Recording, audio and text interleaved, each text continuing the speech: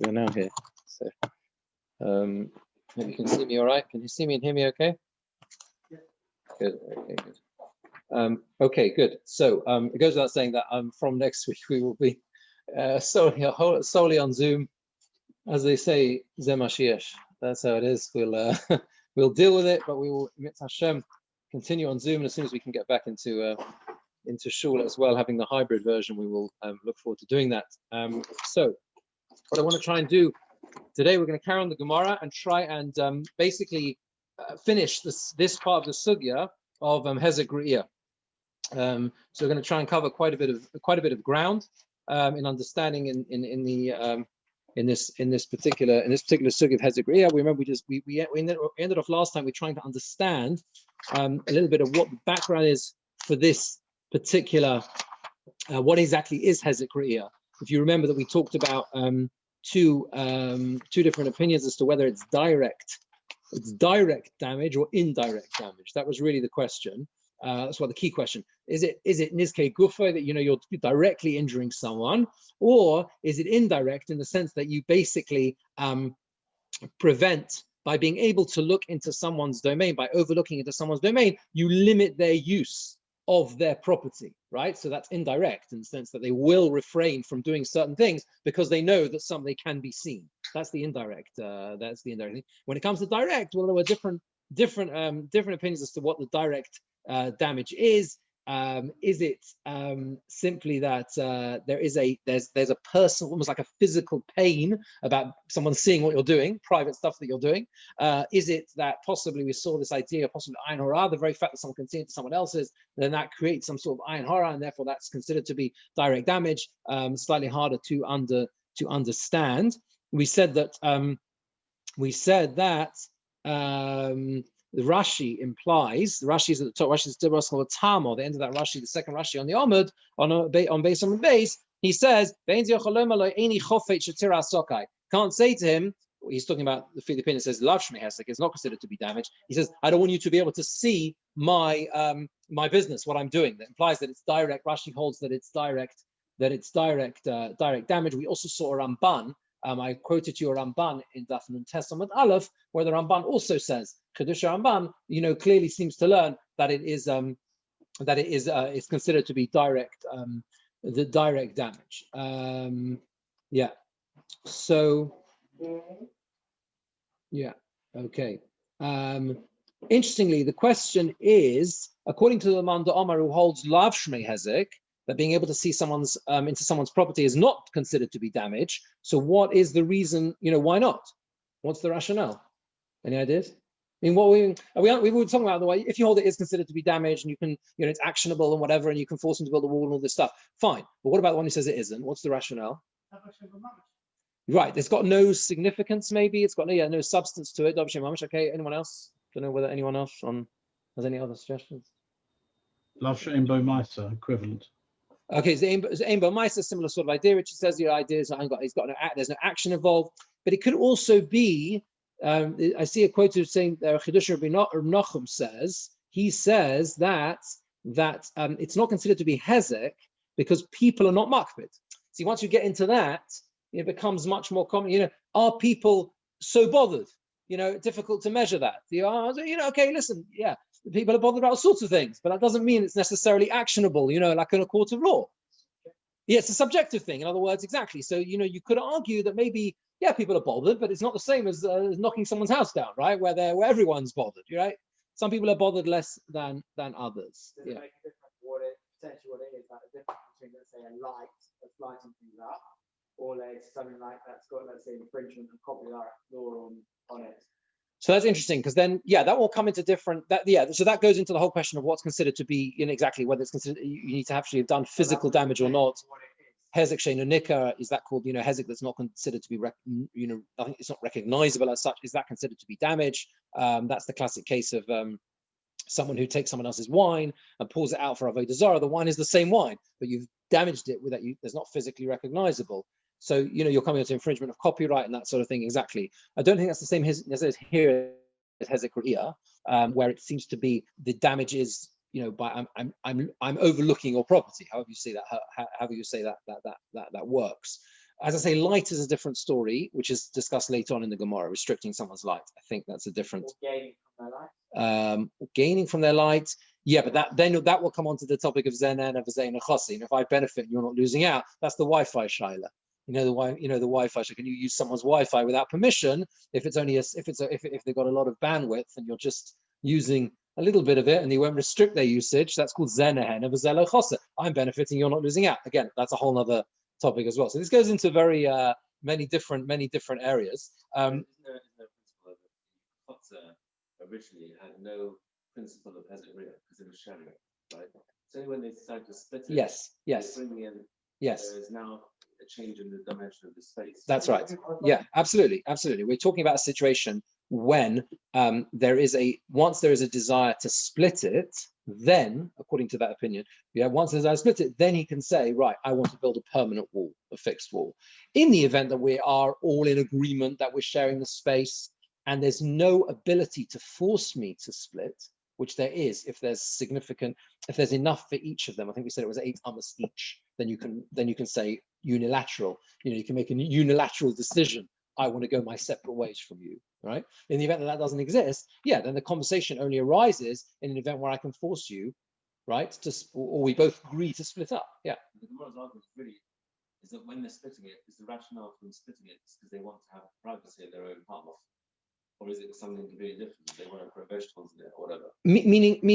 Meaning, the question is, we know there are 2 individuals here who wish to split up, right? But that's not. Sorry, no, that's phrased in the wrong way. The question is, when we say, what are these 2 people? What is the Mishnah talking about? Is the Mishnah talking about a scenario where you need the agreement of both of them in terms of the material that you use to build a wall?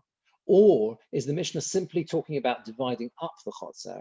And once that has been agreed, one of them can impose on the other this claim of Hezekriya.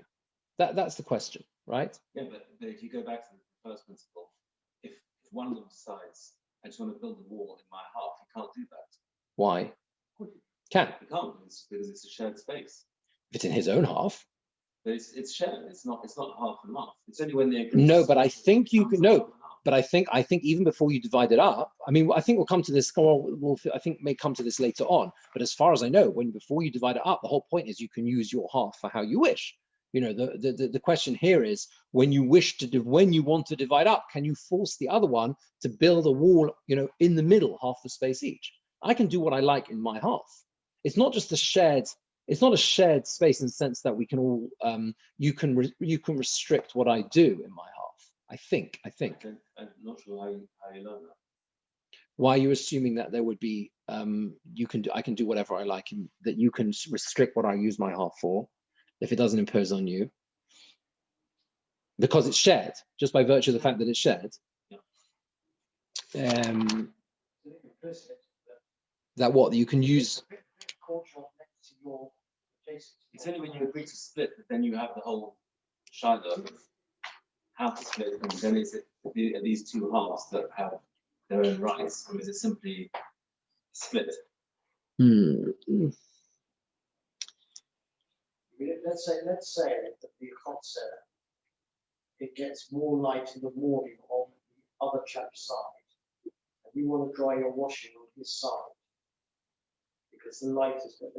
Yeah, so that's a question. So basically what it boils down to is what are the rules? What are basically, let's not get too strategic. What this boils down to is what are the rules governing a chotzer which has a shared space? In other words, there's no what we call kedei chalukah. There's no ability to force someone else to split.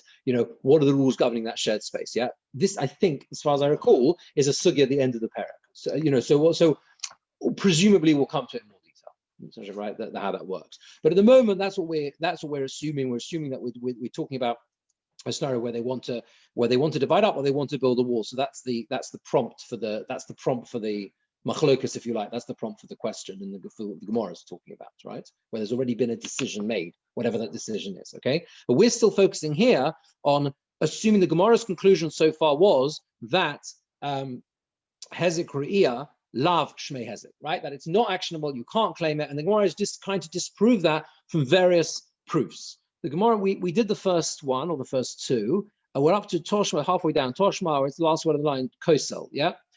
This is a Mishnah.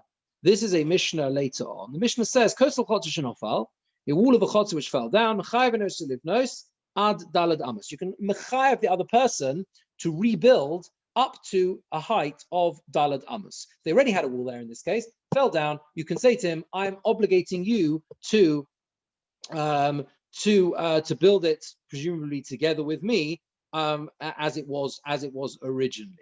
Now here it says you can obligate him, right? It doesn't say they want to build, they made a decision to build a wall, which is how you'd have to understand the Mishnah according to the opinion that says you cannot force someone else, hezek a lav shmei hezek, right? That it's not something you can force that claim. And here it says you can be mechayev him. That how could you be mechayev him to build the wall? That must be because hezek ria shmei hezek, yeah, that it's actionable and say I'm going to obligate you to build a wall because of hezek ria. Says the Gemara, no, not falshani. It's different where it was already there and it fell down. Where a wall is already in existence, there's already been an agreement to have a wall there. That's why you can be mechayev him to rebuild the same wall, because there was already an agreement beforehand, right? The Gemara says, what was your question, right? Obviously, it's going to be different in a situation where a wall was already in existence. It stands to reason that if we've already come to some agreement beforehand, that there is a wall in situ, and we're going to, we would use, if that wall falls down, we rebuild the same as it was before. It says more, no, seifet strichale. The end of the Mishnah is necessary because you might think that actually we can learn. We could say like this. We could understand it. We could have understood it that even in a case where it's a new wall, the halacha we can suggest that you can obligate him to build a wall. And the reason why it talks about wall falling down is only because of the halacha in the Sefer, which is midalad amos u'lamala ein mechayev enoso. That if it's from 4 amos and above, we cannot be mechayev him, right? 4 amos and above, you're above 4 amos, you can't be mechayev him, even if the original wall was higher than 4 amos, right? You can't obligate him after it falls down, to build higher than 4 amos. That halacha is only relevant, obviously, when there was a pre-existing wall. Okay, there was a pre-existing wall. That's why we talk about that case. But in fact, it could be, this is how you could have understood it, that even a new wall, I can obligate you to build the wall, even if you don't want to build a wall because of hezek ria. On that, we answer no, and we say, in fact, not falshani, that a wall falling down is a different case. Yeah, so it's a classic trying to bring a proof from a Mishnah later on, and we are madche the proof. You cannot prove from there because you can learn that it's different when it falls down, when there was already a wall in existence and it fell down. Let's just see Rashi on that section of the Gemara. Rashi is about 2/3 of the way down. Rashi says, "Mechayev enoso, you can be mechayev him. He doesn't say they want to. It's against his will. You can be mechayev him." The Gemara says, "Nofal shani." The wall falling down is different. Because the people originally both agreed. They agreed to build the wall, and that's why there you can continue. You can force him to continue that practice. But the did not know that falling down was different. Obviously, it was different. Says more, no, because you could have learned it like this. The halacha would be the same me'akara when it's a new wall. You know why it talks about the wall falling down? Mishum Sefer, only because of the Sefer, the end of the Mishnah. To tell us the Yosem and you can't be mechayev more than 4 amos. The other Bisha Rishon Yoser, even though the Rishon was higher, the first one was higher. Lo mechayev, and we don't obligate him to do so. Yeah. Now it's obvious that most of these proofs are all Mishnayos later on. So I don't want to spend too long going into the ins and outs of each of these Mishnayos because they're each sugyas in their own right. Because you can ask lots of questions there. Well, why only 4 amos? If the agreement beforehand was a higher wall, why shouldn't we continue that now? You could ask if someone sells the property to someone else, who says that's, that I've agreed necessarily to continue the practice that those people had. They had a wall, maybe all sorts of questions there, right? But let's just focus on what we're trying to achieve here, which is we're trying to prove whether hezek ria is considered to be hezek or not? Is it actionable in court? Can I claim you? Can I say to you? I'm going to obligate you to build a wall? We're trying to bring numerous proofs that it is against our assumption that it is not. So the Gemara now brings another Mishnah later on. Says you're allowed to force him to build these members of, this is a Mishnah in, where is this sign? This is a Mishnah Zion on the base, where the Mishnah says that someone, you have a situation where there's someone in a chotzer who doesn't want to pay his dues. He doesn't want to help build the gateway or whatever. They used to have a little gatehouse where they'd have a guard there or something like that. He doesn't want to take part. He's not interested. He is not interested. And the halacha is, the Mishnah says you can force him to do so. You can force him to build a gatehouse and a door for the chotzer as well, door for the courtyard. These are all things which are, what they call in Israel the vad bayit. Make sure that if you don't pay that, well, we'll turf you out because you're not paying your way. You're not doing what's required of you. Okay, what do we see from here? It seems to be the whole purpose of this base shar, was actually to prevent people in the street looking in. What it was really was like a solid, it wasn't an archway like that. It was sort of a solid wall. A solid wall was made out of some sort of arch. And then there was a little door inside that wall, which is how you enter the chotzer. And effectively what that does is it prevents anyone else seeing in to the courtyard, to your private, to the shared space. Okay. So you see from here, the fact that you can obligate someone else, everyone else in the chotzer, right, to join in and pay for that thing, the entire construction of which is only there to stop people in the street looking in, must be hezek riyah shmei hezek, right? That damage by virtue of damages caused by saying it is considered to be damages. That's how you can make someone else pay. Says the Gemara, no. Hezeka de rabim shani. Hezeka de rabim. It's different. It's damage caused by the public. Now that's much more significant. Everyone in the street being able to look in, everyone agrees it's considered to be hezek, right? That you can make someone pay to restrict that. So already what we're doing, similar to what we did last week, if you remember, we had one other case where we talked about, where someone can see in someone else's garden. We said no, because ayin hara, in that case, will damage the crops or whatever. Also, when a person is not allowed to stand and look at someone else's crops. So already what we're doing, you see, is we are restricting the scope according to the one who holds hezek riyah lav shmei hezek. That means even the one who says that you can't force someone to build something in order to prevent seeing in, we're restricting the scope of that. And we're saying, but everyone agrees in this case, that you can force him, right? So this is, again, in a case where the public, people can see in from the street, then you can, then everyone agrees you could be mechayev. The Gemara says, but is it not the case that you can also obligate in the case of an individual? Toshma, let's prove from here. This is again another Mishnah later on. You cannot split up the chotzer. You do not split up the chotzer. That means to say, you cannot force someone else to split up a chotzer, a shared courtyard, until there is 4 amas space for each of them. That implies that if there is 4 amas for each of them, if the chotzer is big enough to allow each of them 4 by 4 amas in front of their front door, to do whatever they need to do, then you can force them to divide, you can force the other one to divide up the chotzer, right? Okay. Says the Gemara, my love, Bekosel, don't you think that means that you can force him to build a wall in between? That means to say, once, there is sufficient space in the chotzer to divide it up, you can force him to divide it up, not with anything, not with a little fence, but with a fixed wall, because it has a riyah. Once I can force you to do that. Says, well, no, but Mesipas Ba'alma, there's no proof from there, because that could just be like a picket fence. We mentioned that last time, that type of fence. There's no proof from there that you're allowed to, you can force him to on the type of wall. Maybe you can just, you can force him to divide the chotzer. You take your space, I take my space, but not on the actual type of construction material. So again, that's no proof. Yeah. You've got 3 people living. Yeah. The middle one wants to put a wall. Yeah. Then you force both of the neighbors. You're 3 people living there, and one of them wants to build a wall. One in the middle wants to, and he forces both. I think it follows the same principle in the sense that if there is sufficient for 4 amas for each of them. I think so. I think so. I think so. Again, that's probably discussed later, but logically, once you have sufficient space in the chotzer for each of them to have their own chotzer, because that's the logic, right? They can each have 4x4 amos in front of their door, then presumably you're allowed to force. I think. Yeah, I think so.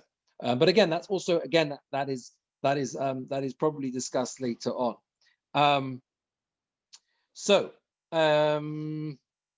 Yeah. Okay. Okay. I just want to see this a second, see if this is going to help us with something. Isn't that clear proof that the rear is not? The fact, well, no, it's not a proof. No, because we don't know. It could mean a wall, but it could mean a fence. It's not clear. Meaning, the only discussion there is about dividing up the chotzer, right? When can I say to you, we're going to go our separate ways? But there's no proof as to whether I can force you to divide, to build a particular type of wall in the chotzer. But if we learn that if it's a bigger space, they're forced to build, but no, it's actually a bigger space, then when you say, well, therefore. Yeah, but it's again so again, the thing is, what it is it's a dichul, meaning the Gemara, we're pushing away the question. There's no proof either way.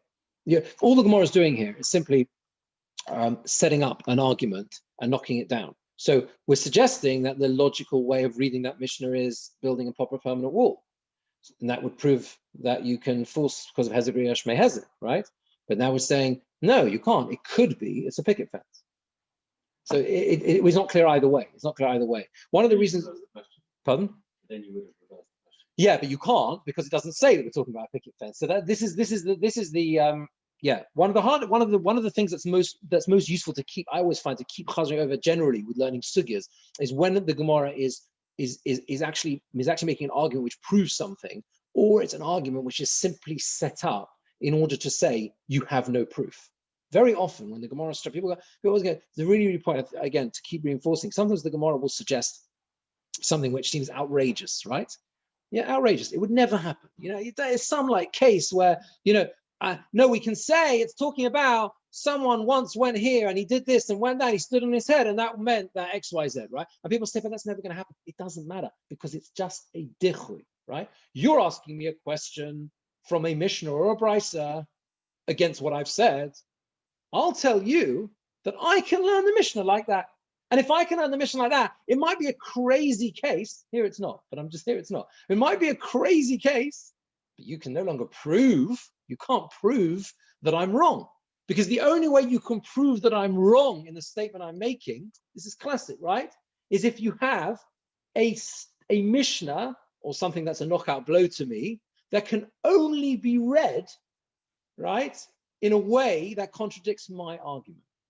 That's yeah, you understand? If I say something's mutter and you bring me a Mishnah which says osa and there is no other way of learning it, that it's talking about some different case, then you've destroyed me. But as long as I can say that Mishnah is talking about something else, and I carry on, I'm laughing. Yeah. And again, that's why it doesn't matter if the case could never happen. Even if it's far-fetched. Even if it's far-fetched, because it doesn't matter, because again, it's all about proof. Yeah. You're trying to prove that I'm wrong. And I'll tell you, right, I can learn that. You don't have to learn like that. You've got no problem with the case. You're saying I've got a problem to me. I'm not that kid doesn't bother me because it can be talking. This is a classic how the Gemara works, which is just it's worth going over all the time because it's so common. Yeah. So okay. So therefore, you just want to see this second. Yeah,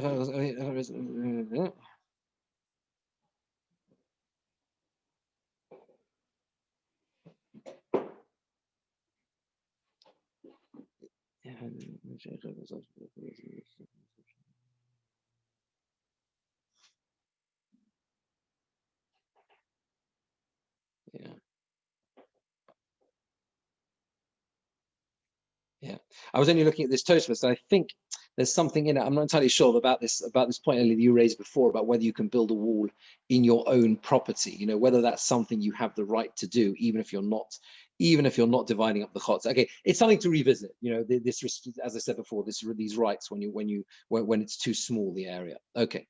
Anyway, let's carry on. So again, Toshma, let's prove from here. Hachalonos, the windows, so now we come on to the question of light and restriction of light and that sort of thing. There's a Mishnah again, later on, there's a Mishnah in Daf Chof Beis, Amud Aleph, I think the next parak, which talks about if someone wants to build in the wall of a chotzer, opposite the other guy's windows, right? So so the question is, it depends how where the windows are positioned. The windows, if the windows are higher, okay, he has to build. Yeah, if he's building the wall high up, okay, he has to build it. He has to build the top of the wall higher. We're not talking about restricting light here. We're talking about the concern is whether he'll look into the other guy's windows, right? So you're building a wall. A guy has a window here into his house, and you're building a wall next to the window, right? If you build your wall a high wall, yeah, you've got to be at least 4 amos above his windows, so you can't look in, right? If it was lower than that, you could be able to see, and the angle has to be, higher, so make sure that you can't look into his windows, right? Similarly, below, okay, below has to be more than 4 amos, so you can't look up and see. And if it was within 4 amos of his window, right, you're going to be able to see into the window. And also, and opposite the windows, this is like the light problem. You have to distance at least 4 amos from his window, your coastal, your wall, so that you don't darken his light. That's what it says. And the Vatani Allah, it was taught on this, the Gemara explains, Milmalan above, so you shouldn't kind of crouch down and look inside the window. Milmaton below, so that you shouldn't stand higher and try and look in that way. Mikanegdon, and opposite the window, he has to be 4 amos away, so that you don't darken the light in his window. Pardon? Yeah, too much. It will darken it obviously a little bit, but that's how it is. So what do we see from here? You see from here that, Hezekriya Shmei Hezek, right? The whole principle of this Mishnah, is make sure you distance your window, wall, in such a way that you can't look in. In other words, you can't damage him through seeing into his property. And the Gemara says again, this one doesn't lend itself to the dichui method, which I explained before. Keep coming back to that word, right? The where you bring me a proof, and I push it away by saying, no, it's talking about that case, which won't affect me. Here, he can't do that. Why? There is no way of explaining this in any other way other than a concern of Hezekriya. That's why you have to distance the wall. So therefore, the Gemara answers again with another limitation on the rule of Hezekriya lav shmei hezek, according to that opinion, right? The one who says, one is trying to argue that it's not considered to be damages. Again, we have to once again restrict the scope. Hezeka, the bias, shani, damage done to a house is different. You with me? That means to say, everyone must agree, that being able to see into someone else's bedroom, someone else's private inside the house, definitely Hezekriya does apply. So we've massively restricted this. Let's be even according to the one who says the Hezekriya, is not considered to be damages. We've said, well, it doesn't apply when he's in it, when he's got his crops growing. It doesn't apply if it's the public, people in the street looking in. It doesn't apply if it's inside his house, right? So we've really, really restricted the scope of it according to this one anyway. One more proof the Gemara brings. Toshma, let's prove mid. Amar Nachman, Amar Shmuel. Nachman's name is Shmuel. Gaga samach lechotzer chaveiro. If you have a roof next to the chotzer of someone else, Those who learning Daf Yomi know all about chotzer and gag and all over the place how these things work out. But basically, you have a roof that is next to someone else's chotzer. You have to build. You can make him build a fence 4 amos high around his roof. Now, of course, mark is the word in the Torah. You have to build. If you've got a roof that you're using for your, your people go on the roof, you have to build a marker. Yeah. And here we're saying that the marker has to be 4 amos high. The fence around the roof has to be 4 amos high. Why? In order that you can't see into the guy's, the person's chotzer below, right? So the Gemara says, Shani, so then what do you see? Why not? Obviously, because Hezek Riyash May Hezek, because you're not allowed to cause a person damage by looking into their property. Says the Gemara, Shani Hossam, there is different. There, everyone's going to agree Hezek Riyash May Hezek. Why? Because the owner of the chotzer will say to the owner of the roof, will say to the owner of the roof, Ledidi, for me, kvioli tashmishosi, right? I have a fixed use. I'm here, in other words, I'm here basically all the time, right? The chotzer, remember, was used as like another room in the house. They used to cook in the chotzer, all sorts of other stuff they do in the chotzer, right? So I'm going to be here and using my property. I'm in and out all the time. I'm using this all the time. You're not always on the roof. You know, your use of your roof is not fixed. Sometimes you go on the roof, do bits and pieces, but you're not. I don't know when you're going to be there. And therefore, I don't know when you're going to go up to the roof. It's done enough, but I can hide away from you, and I can not stop myself doing private things in my courtyard.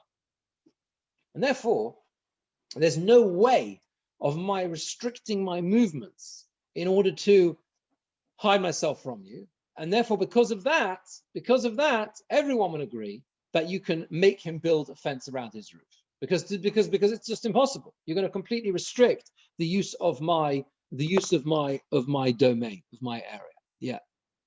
Could we assume then, just going back to the previous one, if for some reason two separate people, whatever, they inherited an open plan apartment, Yeah, they could then force the other one to build a wall, because they could say we have to have our own privacy as it would.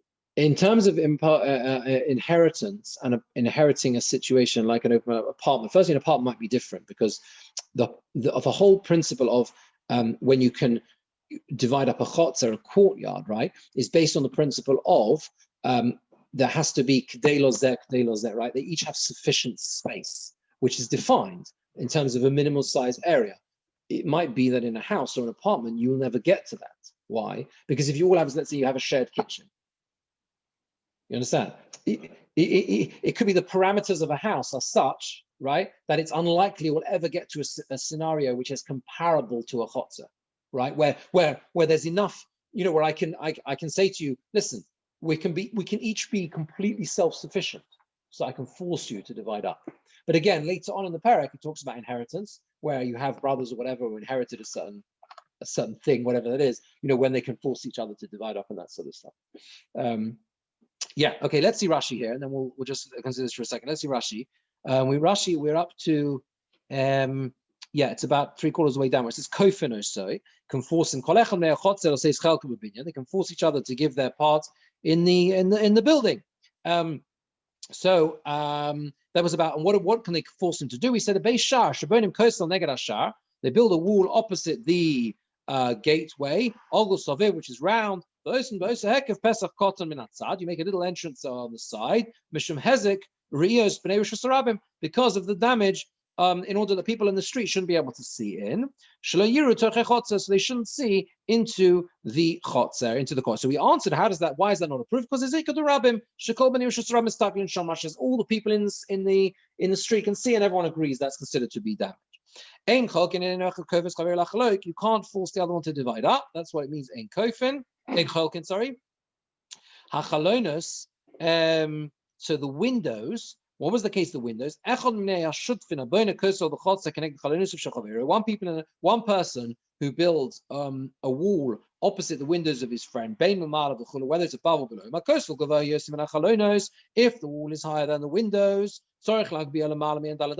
you have to build a wall 4 amas higher.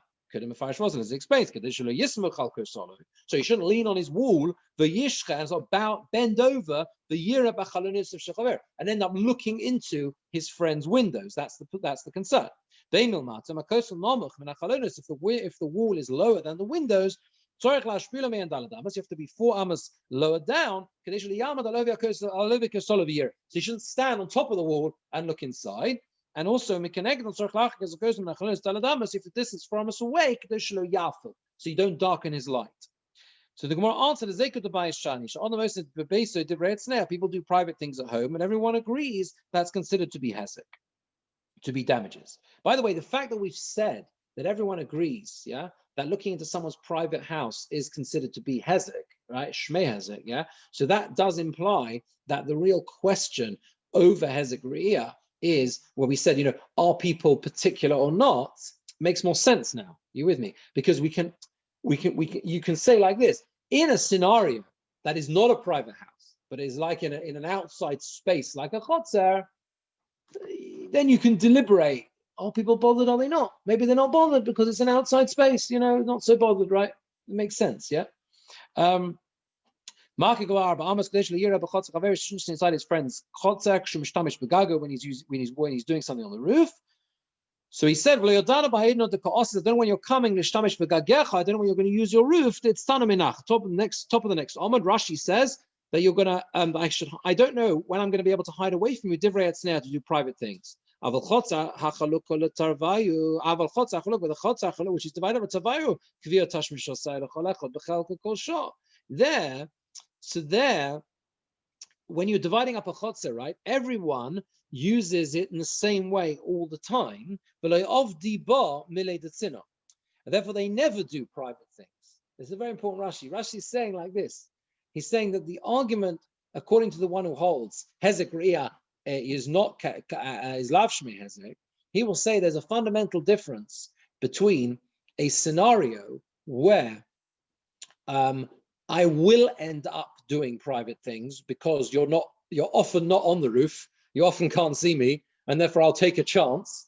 And that's something where, it's going to be, I can't live with that. You're going to cause me issues because you will suddenly pop up on the roof and you'll see the private things I'm doing in my chotzer. That's very different to a case where we're each owning part of the chotzer. Because where we're each owning part of the chotzer, we know that we're both there all the time. So we both restrict our activities in a reasonable way. And therefore no one can claim anything against the other one. Yeah. Is the thing with the roof different though? Because you have to build a wall around the roof, whereas you don't have to build a wall next to someone's house because they've got windows. Yeah, but the wall you have to build around your roof is just to prevent you falling off or someone falling off, which could be like a picket fence. But you have to build something. You have to build something, but you don't have to build a. You could argue, well, because you've got something, therefore you have to build it 4 hours wall. But if I've got windows in my house, I can't force my neighbour to build a wall to stop them looking in. Well, we say, hold on a second. You've got windows and he's got windows opposite you already. If someone's, if my house has a window, yeah, my neighbour can see into my window. I can't force him to build a wall. It's only if he's building a wall I can say it's got to be. Yeah. Well, again, the rules about windows are tricky in the sense that we'll have to see how that works. Who was there first, and do I have rights, over my window or not? Whatever. Can I stop you building a window? Let's say looking into my, that's something else, right? Although it should follow the same idea. Here we're talking about, can I stop you building a wall in such a way that will enable you to see in? That's the question. Yeah. Whatever, that's what we meant beforehand. Right. So go on, sorry. Yeah, Martin, yeah. Why is this not a proof that Hezek Re'ah Lav Shmei Hezek in the case of Shutaf and B'chotzer? Because the fact that he's got a roof and he's got a chotzer and his chotzer is already private to him, he can force him to build a wall on his roof. That means that there is a concept of Hezek Re'ah, but only in a case where you already have that privacy. There's a case of Hezek Re'ah. Only once you've already established the privacy. So in a case where you're shutafim, yeah, and you don't have the privacy, right, then you can't claim Hezek Re'ah because it didn't exist. Right. But here you've got a precedent of a case where Hezek Re'ah applies. Yeah. Because you have the privacy. Why doesn't this not the whole case out? Meaning. Using it to reverse psychology. Yeah. I understand. All it says is that if you have a roof next to the chotzer, then you can force him to build a marker.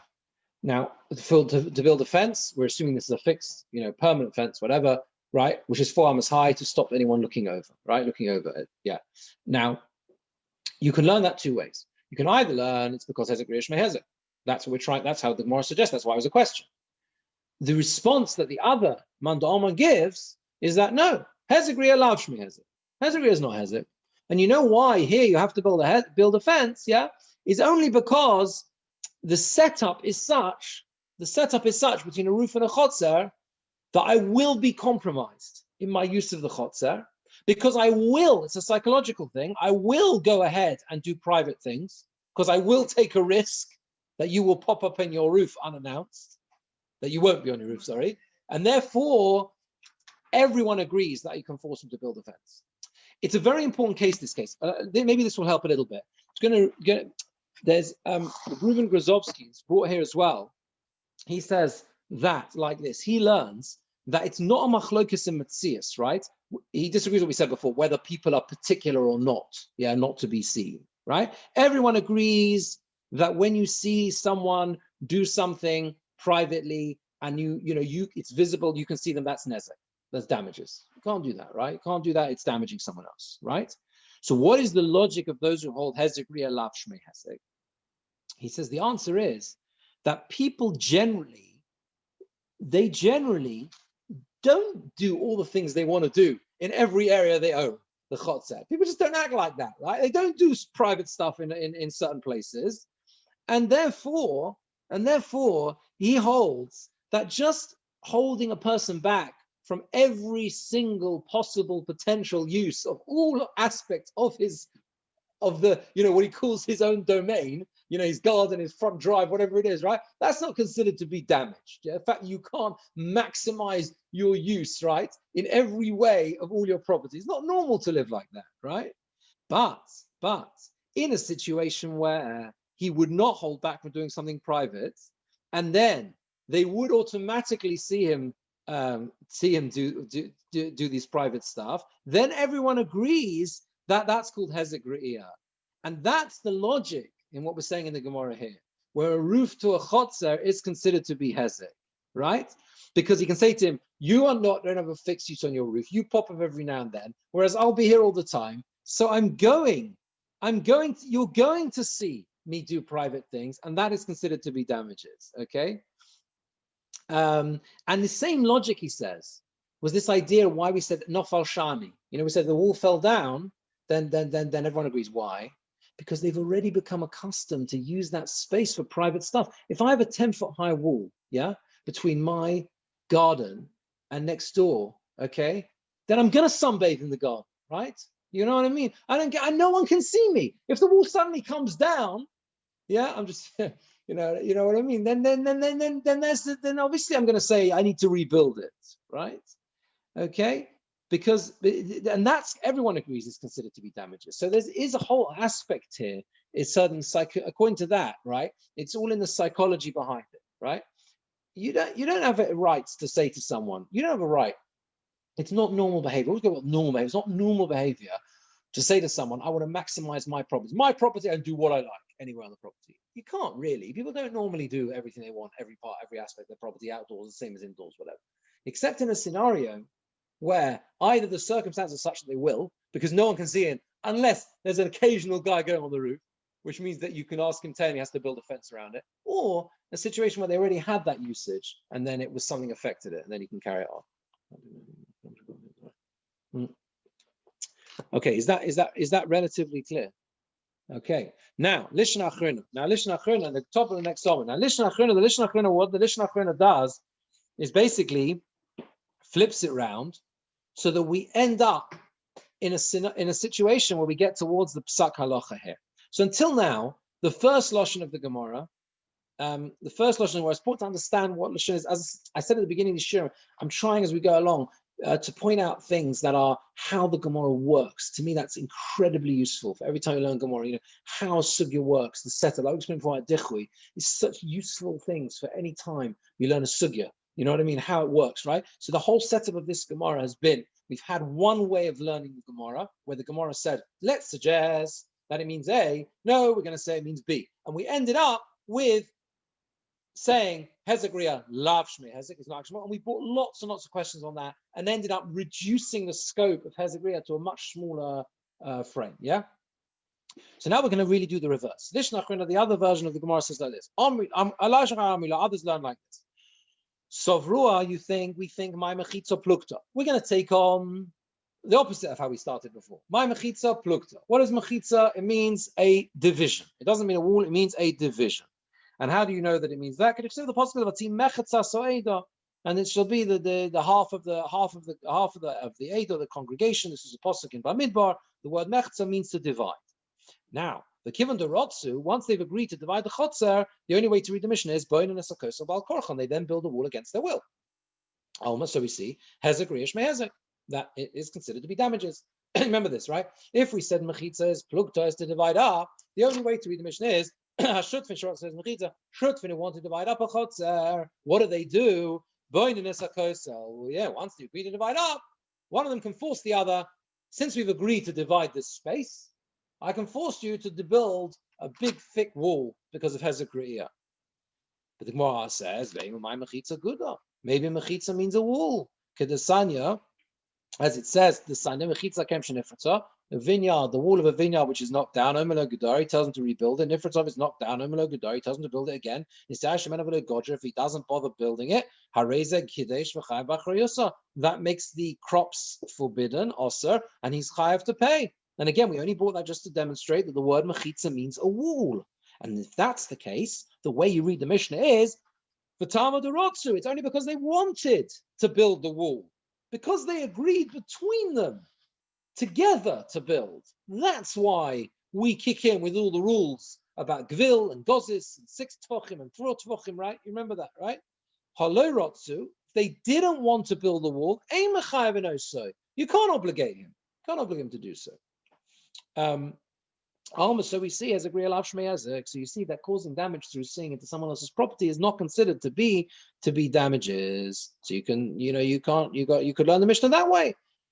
The Gemara says, if so, bonus akosel. What do you mean bonus akosel?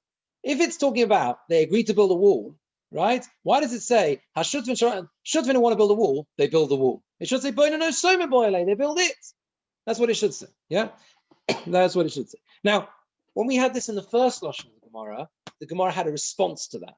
It was a bit of a complicated response. Basically, we were saying, yeah, well, if you'd said that, we'd have thought maybe it's a mesipus, the dodgy wall. And that's why I had to spell it out. It means kosel, however you learn what that means. But that was the Gemara's suggestion earlier. Here, the Gemara treats this as a knockout blow.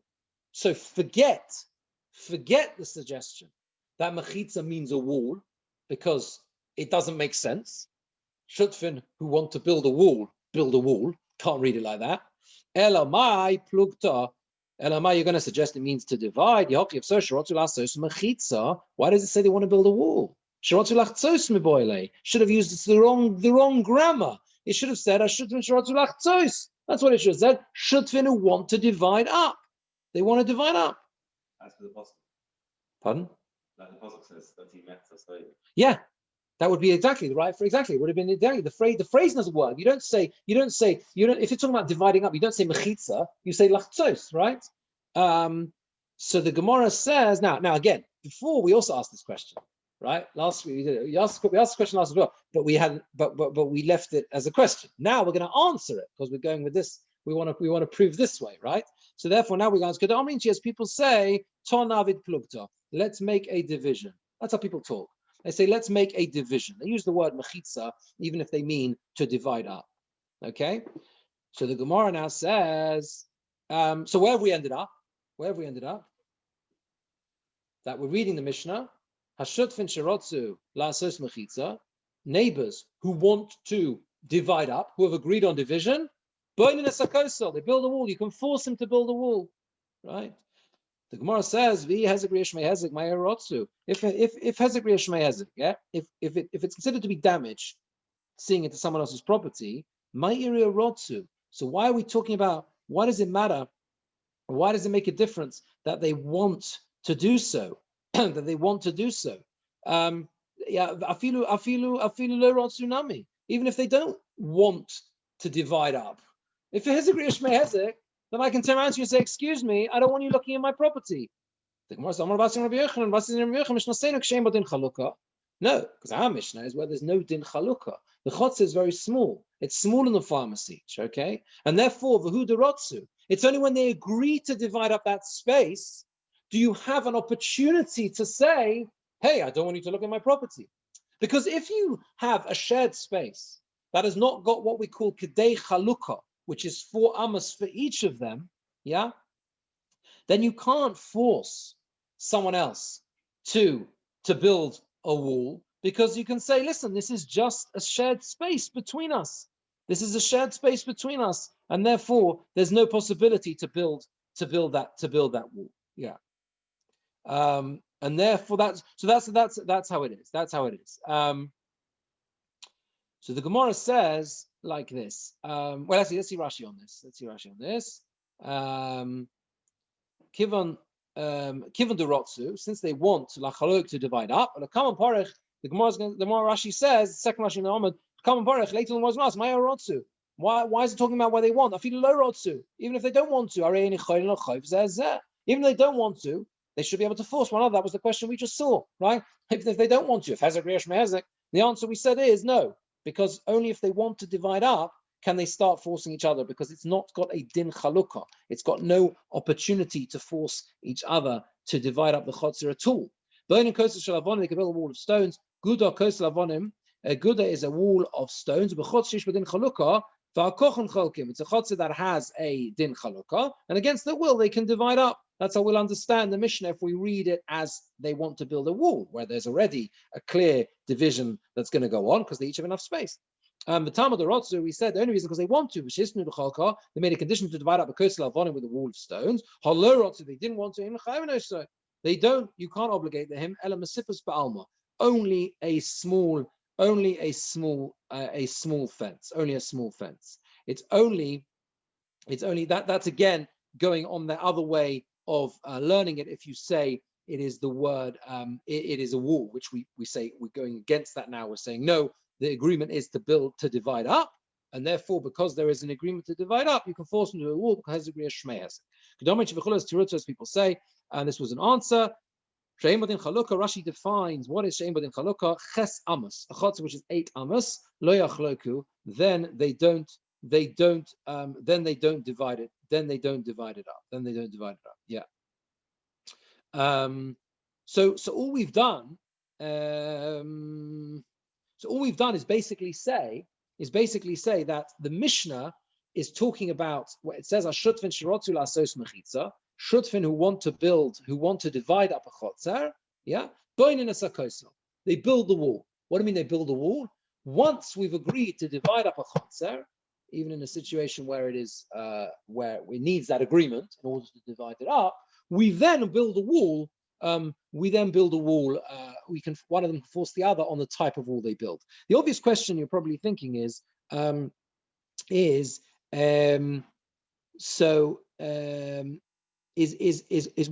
it then that we're talking about this type of chotzer where there's no din chalukah, right? Why do we have to talk about a chotzer? Why don't we just talk a straightforward case? So that's the next question of the Gemara. The Gemara says, "Michael mashmalon, what's it coming to tell you? The chilei spei din chalukah kirotzu pligi." That when there's no din chalukah, there's no ability to split, there's no rule of splitting it up. Okay, that means to say there's less than 4 amos each. Then kirotzu pligi, if they want to divide it up, they have the opportunity to do so if they both agree by mutual agreement. So Tosfos has a massive problem with this, the whole question of the Gemara. Yeah, question was, Mike Mashmalon, what are you coming to tell us?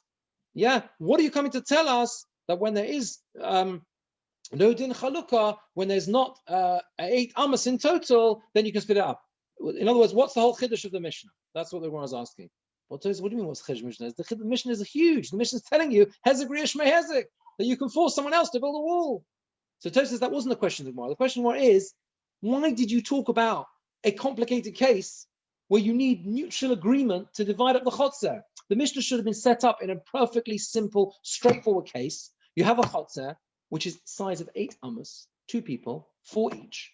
I can force you to build a wall, right? That would be the simplest way of telling me, you with me, right? That hezek riyash mehezek, right? But there's nothing to talk about in terms of dividing up.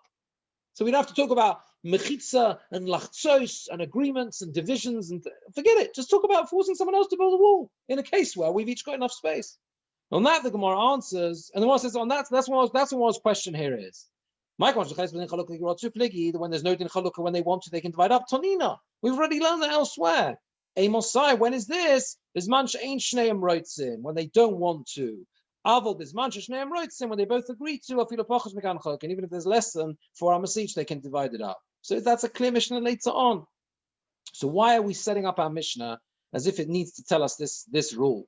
So from over there, I would have said afilu pachos mekan b'mesipus ba'alma. I would have said even less than this, right? Even less than this, b'mesipus ba'alma. That if it's less than that I would have said, what does it mean even if it's less than this, they can divide up? I would have said that's only with a Mesippus, meaning, let's say you have a very small chotzer where there's only going to be 3 amas each, and we both agree to divide up, yeah?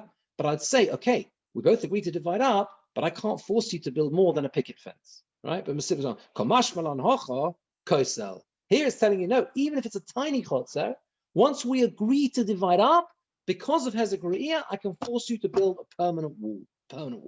Why doesn't it just say this case doesn't need that case at all? No, there, Sefer Tzrichale, it needs to tell me the end of the case there, which tells you a different halacha. The Kisvei HaKodesh, Aval B'Shneim Rotzim Lo Yachloku. Kisvei HaKodesh is Tanakh, whatever it is. The Gemara talks about later on that that even if they both want to divide it up because of I think it's to do with the covet of the Sefer, even if this is again you see shared ownership in other contexts, right? Lo yachloku, even if they both agree to divide up, you don't divide up Kisvei Kodesh because it would mean splitting up the scroll, right? Which we don't do. Whatever, that's discussed later on. Okay. So basically, where we've got to is very simply is that the Gemara has concluded. I mean, we're going to skip the brackets, not going to do any more today on the Gemara, but the Gemara is going to immediately say the next line is, how have you explained the Mishnah when there's no din chalukah? There's no din chalukah. That means to say there's a chotzer which is less than 8 amos, and the agreement was simply to build to divide up. And once you've got an agreement to divide up, I can force you to build a wall. Yeah, bonus I can force you to divide a wall, which means our conclusion is Hezek Re'iyah Shmei Hezek. Yeah, that Hezek Re'iyah is considered to be Hezek. Yeah, so that's halacha. You look in Shulchan Aruch in Siman Kuf Nun Zayin Sif Aleph. This is Paskan halacha. We hold Hezek Re'iyah Shmei Hezek, and that has massive relevance in halacha, where you can action that and say, I want you looking into my property and everything else. But let me ask you a very simple question, and then we're just going to conclude with this on how do you know, how do you paskin? How do you paskin from a Gemara like this? Right? You've got 2 Lashonis in the Gemara. Right? The first Lashon took us through a whole sugya, right? Which ended up, conclusion was, Hezek Re'iyah Lav Shmei Hezek. You can't claim. Yeah, admittedly, we limited it in multiple ways along the way, but that's how it was. And then we got another Amud, which starts the whole thing again and ends up in the reverse. So how did the great poskim, how did the Rishonim know how to paskin? Says the Beis Yosef, right? Quoting, if you have it at the back of the Gemara, you can look at it now. It's a Rosh, 3 lines in the Rosh. The Rosh says, quotes the Rif, Rav Alfa Zalhevi Lishna Basra, he brings the second Lashon, to Choshev Le'ikar, and he considers that the primary Lashon, the primary version of the Gemara, Mishum de Porach Pirchi Tuva Lishna Kama, because there are lots of questions on the first Lashon. There were loads of multiple questions. We had to push it away this way and that way and restrict it, and he agrees here and agrees there and agrees there, right? It's not in a great shape. They're difficult answers that we've given. And furthermore, the Rabbi Yochanan and Rav Ashi, later on, we're going to see that Rabbi Yochanan and Rav Ashi, they try and answer questions, the few questions that arise on this second version. And therefore, we hold Hezek Re'iyah Shmei Hezek. But you see from here that this is how, obviously every Gemara is different, but you see from here where it is incorrect to learn a sugya like this and say, well, we just dispensed with the first lashon because we passed them like the second one. No, the only way and the way they work out, the Rishonim work out how to paskin, is by weighing up the 2 versions of the sugya, the 2 versions of how to explain the Mishnah, and basically saying, well, this one has got loads of questions on it. It's not in a great shape, and that's a very strong proof that the halacha should follow the second lashon. So that's how you learn this Gemara together. That's how the Rishonim learn. And we will, Emitz Hashem, carry on next time. As I said, it will be online only, unfortunately, unless there's 11th hour reprieve. But at the moment, that seems to be how it is. And we'll we'll carry on then, Emitz Hashem, the same login details. Okay. But it's not fair to say Hezek Re'iyah Shmei Hezek. Not fair. It's fair. What do you mean? We're talking about 2 people in the house. All they agreed to do was divide up the chotzer. That was the thing. They only agreed to divide up the chotzer. Yeah, but no. It's only. I was going to say goodbye to the Zoom. Okay, that's all right.